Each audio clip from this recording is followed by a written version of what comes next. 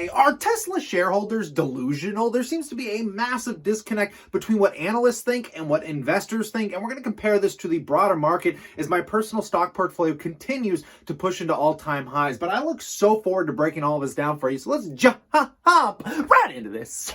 Drop it.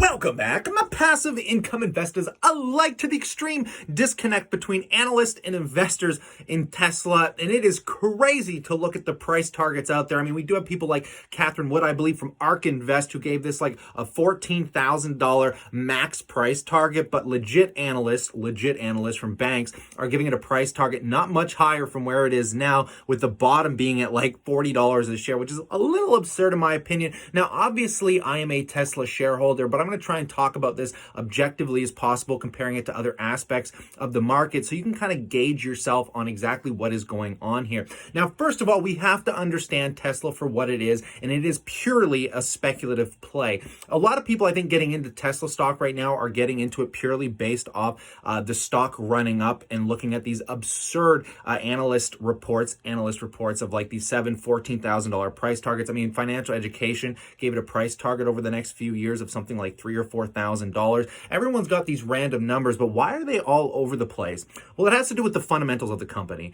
Real analysts that are analyzing fundamental growth, it is almost impossible to do this on a growth stock. And when we look at Tesla, it has a lot going for it. I mean, we're talking about self-driving, we're talking about batteries, car production, and their fleet of vehicles, which seems very promising, but it isn't actualized, and it's starting to get priced into the stock. Where something, say, like a utility, it's pretty reliable that they're going to keep sending energy through the system, that you're going to be paying a pretty monthly fee for, that's going to be very trackable, very sustainable, and it's easy to gauge that out. But with Tesla stock, we don't know what the underlying numbers are. I mean, could their vehicle fleet be as big as, say, Volkswagen? Perhaps. Could their self-driving lead into a whole nother spectrum of billions of dollars? Yeah, perhaps, but it's not reality. And that's the big disconnect that people get when we're looking at stocks like this that can lead them into some extreme volatility. Now, I am comfortable holding this long. I'm here for the ride. If you guys are along with me, I did liquidate half my Tesla shares a while ago that I put into Facebook stock. I feel comfortable with this asset allocation amongst my diversity in my stock portfolio.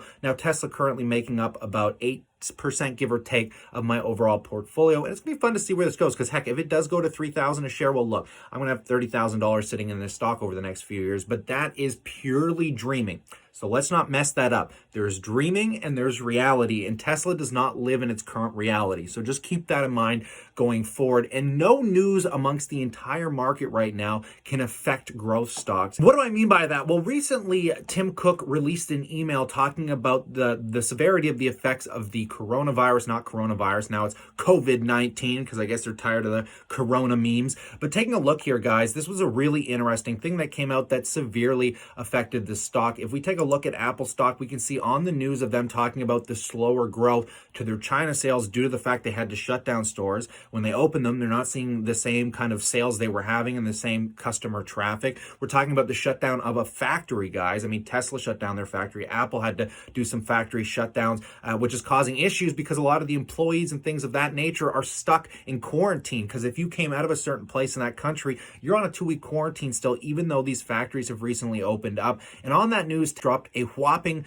3%. Not that much in comparison, but then within a day, the stock recovered completely. And I think this has to do with a few factors within the market. I recently discussed on a video that I released called How to Invest for the Next Stock Market Crash, because I think there is some bubble territory we might potentially be heading into that has to do with the ETF market that I talked about within this company. Now, this is a little bit off topic compared to Tesla, but I think it relates because we're in kind of a euphoric market here. If you thought the last decade of the market was extreme, I mean, the next few years, I think, could be really pushing up beyond the highs we're currently seeing. And it purely has to do with the dumb money flooding into ETFs, because if you hold top tier companies like Apple, Microsoft, I don't think any downside they experience is going to be that severe due to the huge influx of people buying into these ETFs. Vanguard Index has increased by trillions of dollars over the last 5 years, which whether those 500 companies are doing well or bad, whether Apple News comes out and says, oh no, we had to shut down factories, we're not seeing a huge sale growth, we're going to have to lower our expected revenues for the month of, for the quarter ending March. I mean, that you think would hinder a stock completely, but because people are endlessly flooding money into these Vanguard index funds, BlackRock index funds, it's just constantly pushing up the top tier companies as they are the highest weighted. I think Apple and Microsoft make up for like 5 or 10% of the total weighted Vanguard index, which is staggering when you're talking about 10% of trillions of dollars over 5 years flooding into those companies, not including share buybacks and everything else these companies do. So I don't think if you're sticking into your top tier companies, you could experience any severe downside risk in the near term, which is why I made an entire investment. If you guys go back and watch that video, I made an entire investment strategy that I'm going to be tracking over the next couple of years just to see if, you know, I'm actually accurate on what I'm thinking is going on here. But all of this is going to come into real fruition this year as we head into the first quarter of this year. We're going to see how bad these factory shutdowns have affected these companies. We're going to see what's going on with Tesla factory. Did it really hinder the overall sales, which I honestly don't think it will, just for the fact that this factory only just started up and we're only just starting to see the sales come in. So we might see a growth in sales, just lower delivery numbers. But this all has to come through with the disconnect of the entire market right now. I don't think fundamentals are driving the market anymore as we start pushing into higher PE levels. Right now, the market is sitting at its top tier PE level that it's seen in literally the last decade. And if it goes beyond this in any substantial way, which I think it will, just with the influx of, you know, Robinhood, how easy it is to invest, the fact that there's no commission trading and everyone sees all these exuberated numbers, and it just causes this endless conversation that leads people to want to invest, and whether they know what they're doing or not, whether they understand the risks or not. And it's going to be really entertaining to see what happens. So what's my personal prediction with Tesla? Well,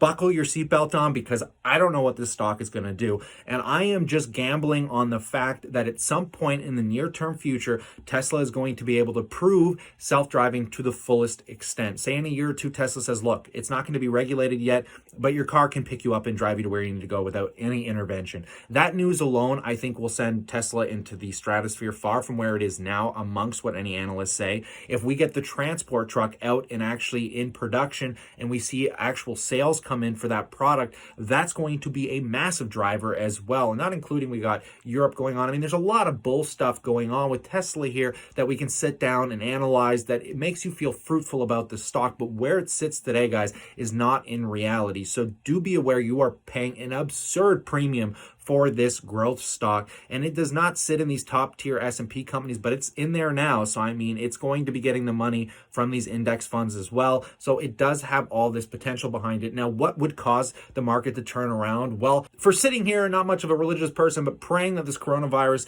or not coronavirus anymore, but doesn't get any worse than it already is, and it starts to level off and sustain, I think the markets are going to be fine. But this would be what we'd call considered a black swan event that no one seems to care about and no one's thinking about as they continue to buy stocks. But if it does worsen, heaven forbid something else come out of the woodwork, if we see some form of a crash in any sector of the market, it will bring these incredible growth stocks into the toilet. I honestly believe that if some bad news comes along the way, it is the risk associated with holding non-fundamental based companies. Pure spec plays do not do well in bad news, but be considering how great of a market we are sitting in and the fact that it just never seems to stop, that makes companies like this ever more attractive to investors. And at this point, guys, I would love to know what you think about these analysts, because there's so much disillusion between everything right now, between what the real bulls and the heavy investors like Catherine Wood at ARK Invest, like Financial Education, who's got over $100,000 in Tesla stock.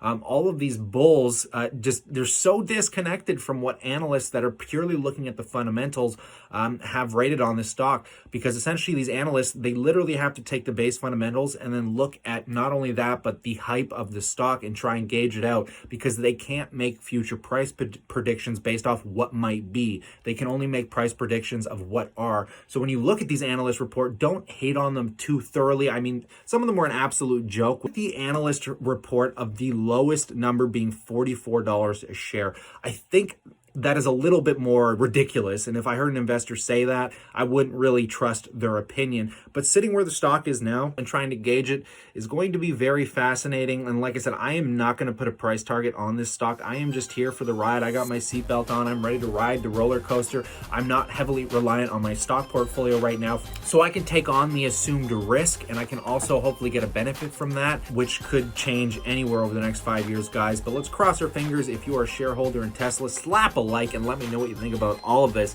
in that comment section below. But fascinating stuff here, guys. Stay cool, stay awesome. I look forward to chatting to you real soon.